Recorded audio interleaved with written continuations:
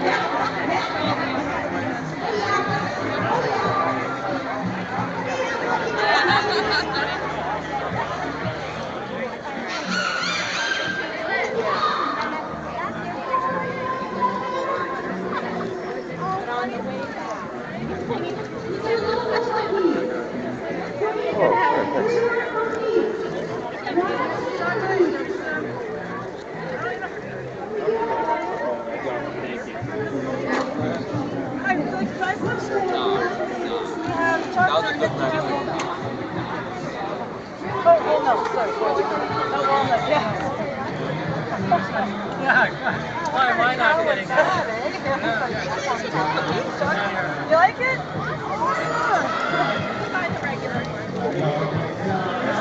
Right there.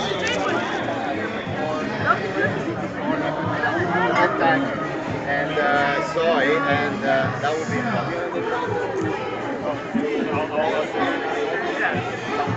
And it's all. How you doing, sir?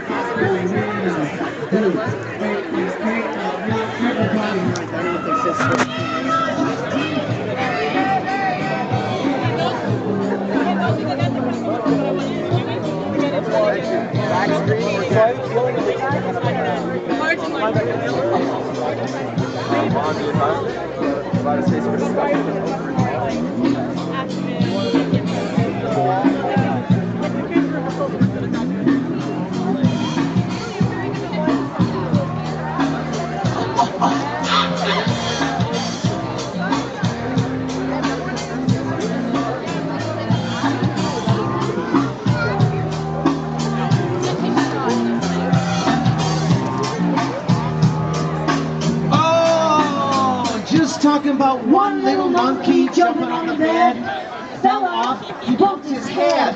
Mama called the doctor, what'd she say? She said, no more monkeys jumping on the bed. So get your hands up, let's get our hands up. This is the Millions Against Monsanto March. Let's get our hands up, let's show our hands up, come on.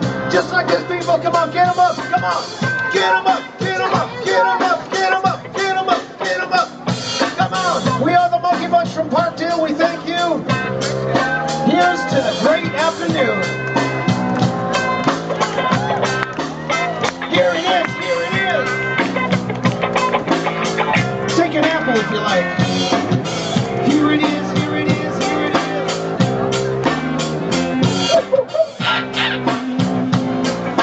Thank you.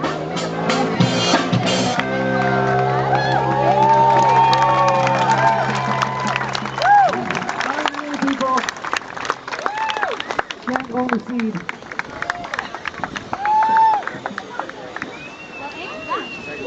Hello, hello, hello.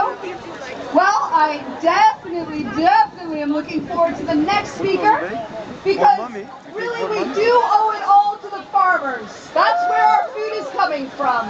It's by far the most heroic, the most noble profession of all. Yes! Yes! And our next speaker has been farming since the early 1970s, and he's been a wonderful contributor. Know that he was the assistant to the Minister of Agriculture in the 90s, and he actually developed the Environmental Farm Plan program. He's been involved in the Ecological Farmers Association of Ontario and the National Farmers Union in Ontario. So please give a warm, warm welcome to Tony McQuail! Woo!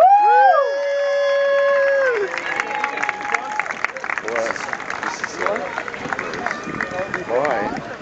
Is he friendly? Ed? Okay. Well, it's great to be here. We're not going to go all the way up to When I was asked to speak, I thought they asked me to speak on behalf of farmers, so I didn't just want to bring my thoughts, I contacted a number You missed the of friends economics and fellow class in farmers, and I 12. said, what do we need to say? So I wanted to first share 3 things that as farmers we want. First, we want these companies to take responsibility and liability for what they are doing. Yeah! If I have a dog and it gets loose, I lose control of it, and it bites somebody or does some damage, I'm going to be in trouble. But if they have genetically modified organisms that are getting out and poisoning you, affecting your health, they're not held liable.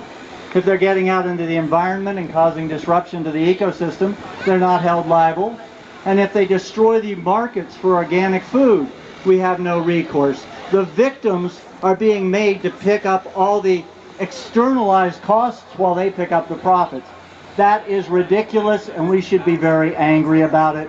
And I'll talk about what we can do about that later. But the second thing is, we gotta have labeling so you can choose whether you want to be part of a feeding trial that's nationwide. Most of us don't, which is why the companies don't want the stuff labeled. They'd lose in the marketplace. So they've got to deceive you by having it hidden in the food. So labeling's the second thing. The third thing is there's a significant battle line on the issue of genetically modified alfalfa. It poses huge risks to the organic and the non-GMO markets that are out there. And it's not something that even conventional farmers want.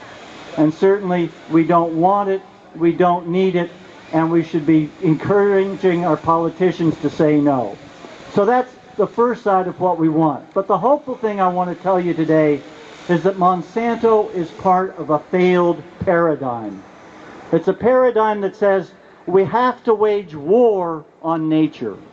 And they've been waging war on nature, and we have, as a society, as an industrial agriculture, have been waging war. It's a war we're going to lose. Pests develop resistance, weeds develop resistance, and we end up putting more and more poisons into the environment, at the same time killing off the beneficial insects, the predatory and parasitic insects, songbirds, the pollinators. We're destroying the environment. But having been involved in this for over 40 years, I'm also very hopeful, because when I see a crowd like this, there is a huge paradigm change happening across our culture and our society. And that paradigm change is that we are recognizing that we are part of nature, and that we have to be in partnership with nature, whether it's designing our food system to work with nature, or designing our transportation, or all the different things that we do. We have to partner with nature and model our actions after natural systems. And so as organic farmers and ecological farmers, it's not just that we're against genetically modified organisms, or against chemical pesticides, or against highly soluble and toxic chemical fertilizers. It's that we're for soils that are biologically diverse and healthy soils, because those healthy soils can help us produce and grow healthy and nutrient-dense plants, which can then provide healthy food for healthy animals and healthy people in a healthy society and community. So that's what we've got to be for. And I want to share with you something that's exciting to me that's happening with our farm. Because we were approached by a filmmaker, Rebecca Garrett, because she said, it's so much negative news out there, we want to make a film about something that's working with nature. And so if you're interested in that, go to Meeting Place Organic Film. It's an Indiegogo campaign, blatantly commercial here at the moment, but sorry about that. She asked me to do it. But there's a trailer there, and it is an opportunity, because it's not enough to be against something. We have to be for something. And if we're for something, we have to know what it is. So there are alternatives out there. Thank you. The last point I'd like to make is today we're marching against Monsanto, and that's great. But you can be munching against Monsanto 3 times a day. With every meal you take, with every bite of food, if you want to munch against Monsanto, you can choose to eat for the environment. So it's not just being against something, you're eating for the environment when you eat ecologically produced and organic foods that are produced by people who say, no, I don't want to have anything to do with those GMOs. But even more importantly, when you go back today to your local grocery store, talk to the manager, talk to the staff and say, why aren't these things labeled? I don't want to be part of a feeding trial. Tell your head office, we want labeled food. We want to know if there are GMOs in these crops. And I'm going to stop buying food unless it's labeled clearly as non-GMO. And that's a way you can not only munch against Monsanto, but take a big bite out of their profits. Good luck and go for it. Thank you as a farmer. It's great to see you here. Have a happy Thanksgiving. And when you eat your Thanksgiving meal, think of us farmers. Take care. Sir, gentleman with the computer, I'm afraid I'm going to have to ask you to move back. We have electrical cords here, Queen's Park regulations, also courtesy for the other press that is here. It would be better if you were over on this side, about 10 feet. I'm sorry, but we're going to have to ask you to move.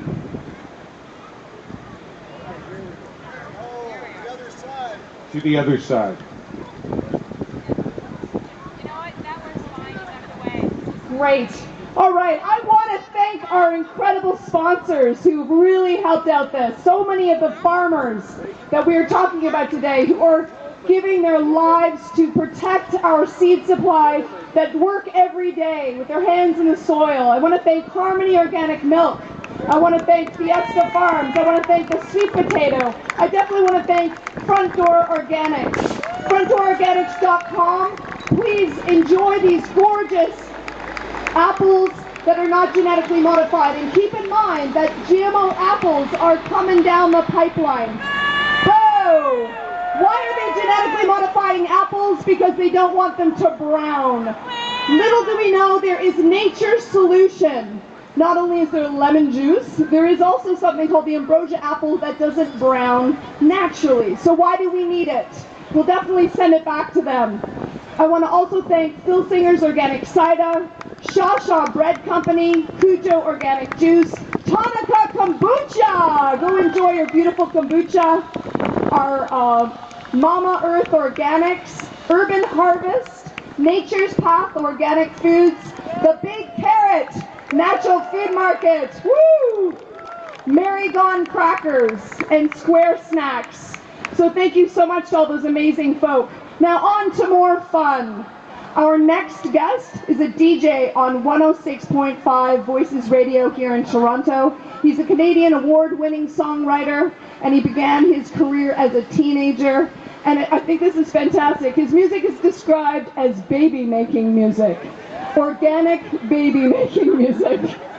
And he has beautiful sounds that are inspired by the Temptations and Stevie Wonder. He's toured with the likes of Nickelback and Blue Rodeo, and he's even had invited to perform at the Olympic Games. So please put your hands together and welcome Julian Taylor. Woo!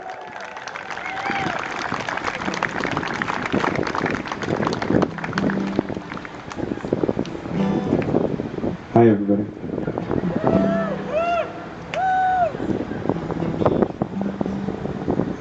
I thought this was appropriate. Can I get a little bit more on the monitor? Just a little more.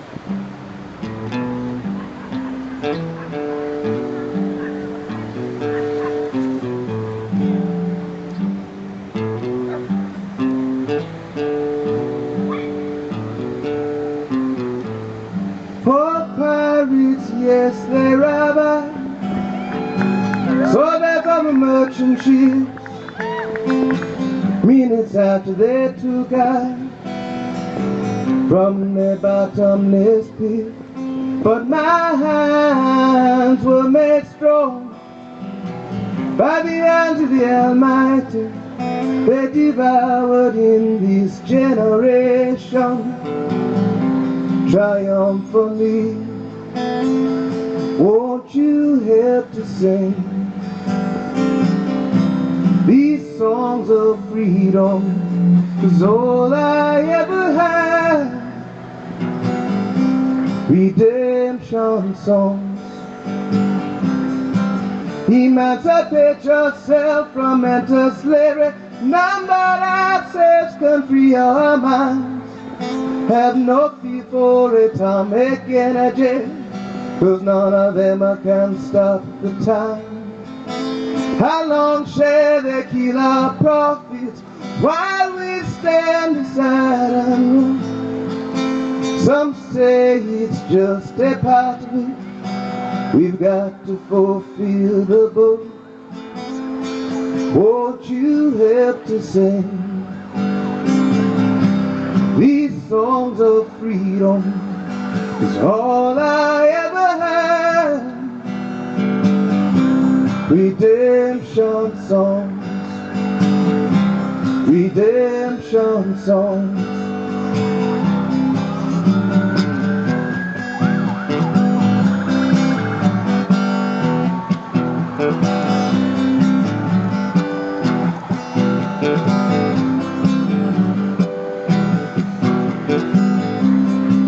Emancipate yourself from mental slavery. Number ourselves, come free our minds. Have no fear for atomic energy, 'cause none of them can stop the time. How long shall they kill our prophets while we stand aside and look? Some say it's just a part of it. We've got to fulfill the book. Won't you help to sing these songs of freedom? It's all I ever had.